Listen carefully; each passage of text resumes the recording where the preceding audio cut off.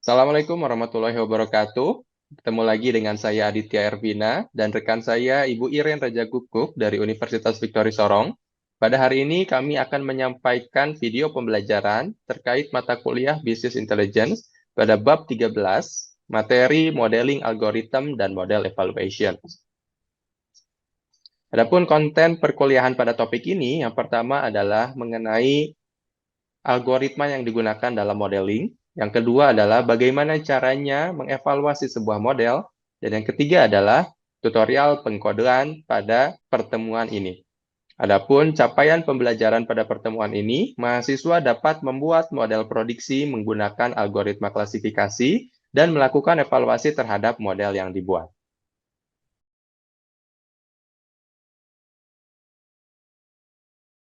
Sesuai dengan tujuan sentimen analisis, yaitu untuk melakukan klasifikasi terhadap sentimen positif, negatif, atau netral, maka algoritma yang sering digunakan dalam sentimen analisis dengan pendekatan machine learning adalah algoritma klasifikasi.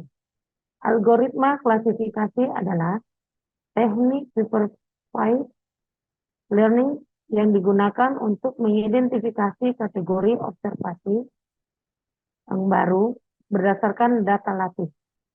Dalam klasifikasi, satu program belajar dari kumpulan data atau observasi yang diberikan dan kemudian mengklasifikasikan observasi baru ke dalam beberapa kelas atau kelompok. Terdapat beberapa algoritma dalam jenis ini diantaranya. 1. Logistic regression. 2. Linear network. 3. Naive Bayes. 4. Support vector machine. 5. Decision tree dan lainnya. 1. Algoritma logistic regression. Logistic regression adalah algoritma klasifikasi yang sangat mendasar namun penting dalam machine learning, yang menggunakan satu atau lebih variabel independen untuk menentukan suatu hasil. Logistic regression mencoba menemukan hubungan yang paling sesuai antara variabel terikat dan sekumpulan variabel bebas. 2. Algoritma Linear Network. KNN bekerja dengan prinsip yang sama seperti logistic regression.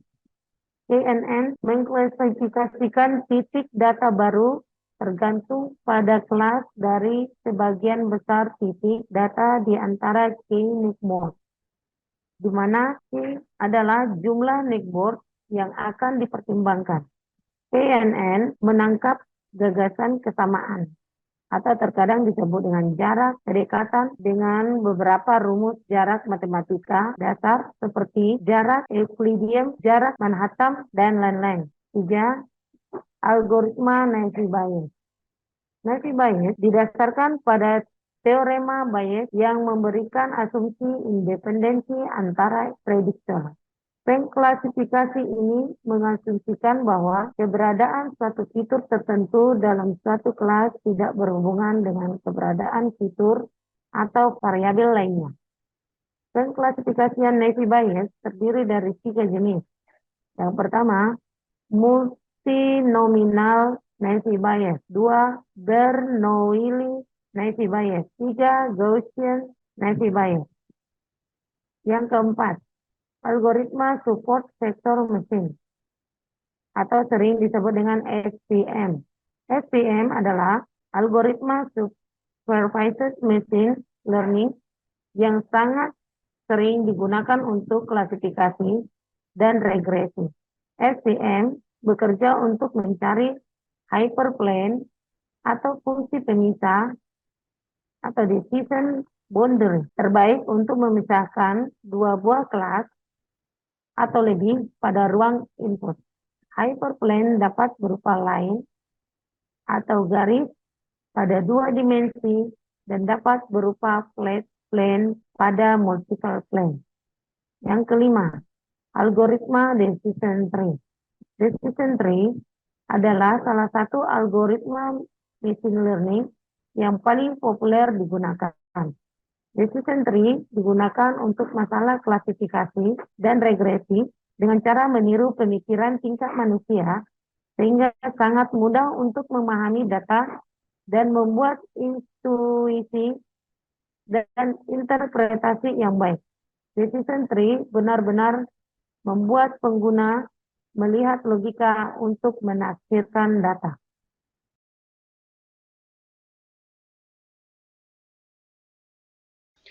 Mengevaluasi model analisis sentimen dapat dilakukan dalam berbagai bentuk, bergantung pada jenis dan tingkat analisis, data dan domain, serta tujuan dan harapan pengguna. Evaluasi manual biasanya melibatkan peninjau manusia atau pakar yang secara manual memeriksa menilai kekeluaran analisis sentimen. Meskipun hal ini memberikan umpan balik yang berkualitas tinggi dan dapat diandalkan, hal ini juga tentunya memakan waktu, mahal, dan subjektif. Alternatifnya, evaluasi otomatis menggunakan rumus atau metrik matematika untuk mengukur dan membandingkan keluaran analisis sentimen dengan referensi atau garis dasar.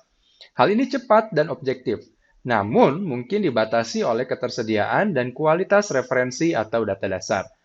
Yang terakhir, evaluasi hybrid menggabungkan metode manual dan otomatis untuk memanfaatkan keunggulan sekaligus mengatasi keterbatasannya. Namun, mengintegrasikan dan menyelaraskan berbagai metode dan metrik dapat menjadi sebuah tantangan. Dalam mengevaluasi performance algoritma dari machine learning, khususnya supervised learning, kita menggunakan acuan confusion matrix. Confusion matrix merepresentasikan prediksi dan kondisi sebenarnya dari data yang dihasilkan oleh algoritma machine learning. Berdasarkan confusion matrix, kita bisa menentukan akurasi, precision, recall, dan specificity. Dari gambar yang bisa Anda lihat, true positif merupakan kasus di mana prediksi positif bertemu dengan hasil aktual positif. Sementara true negatif adalah kasus di mana prediksi negatif bertemu dengan hasil aktual true negatif. Sementara false positif adalah kasus di mana prediksi positif, namun ternyata hasil aktualnya adalah negatif, sehingga menyebabkan prediksinya salah. Begitupun dengan false negatif, kasus di mana prediksinya negatif, namun ternyata hasil aktualnya adalah positif, sehingga menyebabkan prediksinya salah. Untuk melakukan pengukuran performance pada confusion matrix, di antaranya kita menggunakan pengukuran akurasi, yang merupakan rasio prediksi benar, positif dan negatif dengan keseluruhan data. Sementara precision merupakan rasio prediksi benar, positif dibandingkan dengan keseluruhan hasil yang diprediksi positif. Recall atau sensitivitas merupakan rasio prediksi benar positif dibandingkan dengan keseluruhan data yang benar positif. Sementara specificity merupakan kebenaran prediksi negatif dibandingkan dengan keseluruhan data negatif. Dan F1 score merupakan perbandingan rata-rata presisi dan recall yang dibobotkan.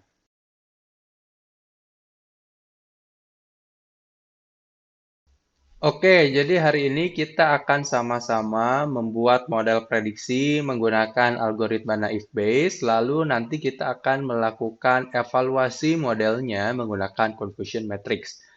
Hal yang pertama yang harus kita lakukan, seperti biasa, kita masukkan dulu file yang sudah kita dapatkan dari tahapan preprocessing kemarin ke dalam Google Colab-nya. Setelah data jadi masukkan, lalu kita import pandasnya dan memasukkan datanya agar bisa dibaca oleh data frame melalui coding berikut. Nah, berhasil ya. Ini data yang kemarin kita lakukan tahap preprocessing, yang dimana ada beberapa kolom, diantaranya username, score, tanggalnya, kontennya apa, label, dan hingga hasil akhir yaitu text Team Indo yang telah melalui beberapa tahap preprocessing. Lalu berikutnya adalah dari data yang sudah diambil, kita hanya memerlukan data yang sudah dibersihkan dan juga label saja. Nah, hal ini kita butuhkan untuk melakukan prediksi dan menghilangkan data-data yang tidak diperlukan. Sehingga codingnya adalah seperti ini. Di sini ada atribut 1 yang kita ambil dari data preprocessing result, begitupun dengan atribut 2. Nah, kita buatkan variabel baru yang nanti akan disatukan, sehingga hasilnya adalah seperti ini. Nah, komentarnya seperti apa, nah lalu labelnya seperti apa. Lalu yang berikutnya adalah kita akan merubah labelnya menjadi angka 0 dan 1. Di sini bisa kalian lihat bahwa labelnya masih berbentuk positif dan negatif. Nah, hal ini nanti akan menyulitkan ketika kita melakukan factorizer, sehingga akan lebih mudah jika kita rubah menjadi 0 dan 1. Setelah berhasil, lalu kita hitung ada berapa jumlah sentimen positifnya dan sentimen negatifnya. Nah, di sini kita lihat sentimen atau ulasan atau data yang memiliki label positif ada 220 dan data yang memiliki label negatif ada 667. Nah, dari data yang kita dapatkan, sayangnya lebih banyak komentar negatifnya dibandingkan dengan komentar positifnya. Lalu yang berikutnya adalah kita menyimpan data yang sudah kita buat ke dalam data clean.csv. Kita jalankan. Setelah datanya ada, jangan lupa kita simpan lagi untuk kepentingan praktik di pertemuan berikutnya. Setelah datanya kita simpan, yang harus kita lakukan adalah untuk memecah datanya menjadi 80 dan 20. Ingat, pendekatan yang kita gunakan adalah pendekatan machine learning, di mana kita membuat model yang dapat belajar sendiri berdasarkan data yang sudah kita berikan kepada mesin tersebut, atau yang disebut data training. Sehingga dari data yang kita miliki, kita harus memecah data tersebut dengan rasio 80 dibanding 20%. Tentunya data training harus lebih banyak dibandingkan dengan testing. Mengapa? Karena semakin banyak data training dimasukkan ke dalam sebuah model, maka akan semakin pintar juga model tersebut untuk belajar. Kita jalankan di sini. Setelah berhasil, lalu kita akan menggunakan count factorizer untuk merubah teks menjadi fitur numerik. Dari data yang kita miliki, seperti yang sudah kita ketahui sebelumnya, bahwa jumlah sentimen negatif lebih banyak dibandingkan dengan jumlah sentimen positif.